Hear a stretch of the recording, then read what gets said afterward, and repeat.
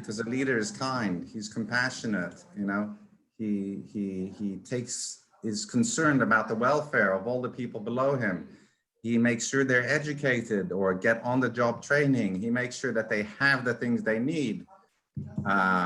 You know, you are really taking care of all those below you because you have the trust of all the people that you're leading, right? And if you fail in that trust, you're not being a leader. And again, there's no art to saying, oh, the floor must be swept, right? Okay, you know, anybody on the team could have said that, right? Can you organize the team so people are happily doing their jobs and really feel like they're part of a family, right? If you can create that type of team, you can change the world, okay? Therein lies, you know, the secret of like small, powerful groups who are really changing society. It's they work together, you know, they have a common purpose. They get along with each other, you know, and if there's something to sort out, they're honest with each other and they sort it out. All right. I'm not saying you have to love everybody on your team, but respect everybody on your team. Okay. Respect everybody on your team. You know, you can't force, you know, someone to like or love someone. This is impossible. But you can ask people to respect each other, even though there's personality differences, right? And that's really, you're coming right back down to human rights of, you know, respect the rights of others and respect the opinion of others, okay? And that goes to your teammates, and we forget that every now and then. All right. I've actually covered an incredible amount of information in a very brief, short, you know, way, right? Like you can talk on each one of these subjects for hours, to be honest, right? But I'm really trying to like give you a step 1, 2, 3, 4, 5 of like, here's your core points. So you yourself can start trying it out, right? And figuring out how you're going to you know, grow a team or become better or become a leader, because it's something you have to practice. Start with a small project, okay?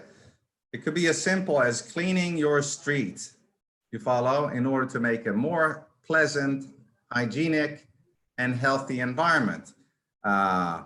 Believe me, organizing a street cleaning event on your street is more work than you think, right? But it's a good exercise. It's a good exercise. Can you get 5 people together to like clean your street, right? If you can do that, hey, you know, you're doing it on in a nice environment. You know, it's a good way to practice.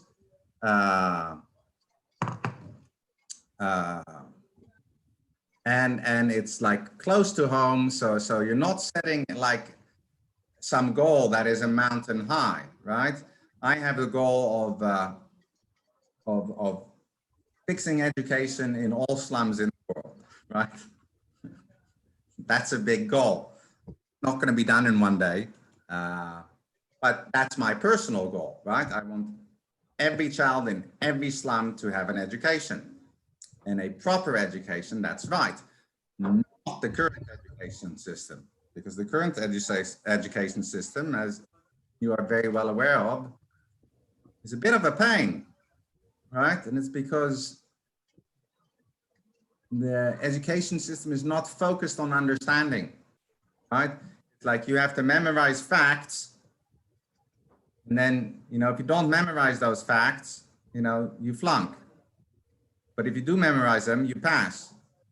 But at the end, you know, what are you going to do with those facts? Not all facts are very useful, right? Exactly. So, yeah. So the education system that we're bringing into the slum is an understanding-based education system, okay? In other words, for us, you have to understand what you're studying. Otherwise, it's of no use to you, okay? I can memorize 100 facts, but if I don't know how to use or understand those facts, I've wasted my time, you know. I would have been better off, you know, talking to my friends, quite honestly, which is what you see a lot of people in class do these days, right? I don't blame them. But again, my goal is getting education to every child in every slum in the world. Because if you change the education, if you get children in the slums educated, now you're giving them equal opportunity, okay? And again, ties into leadership, right? You have to give equal opportunity to all people on your team, okay?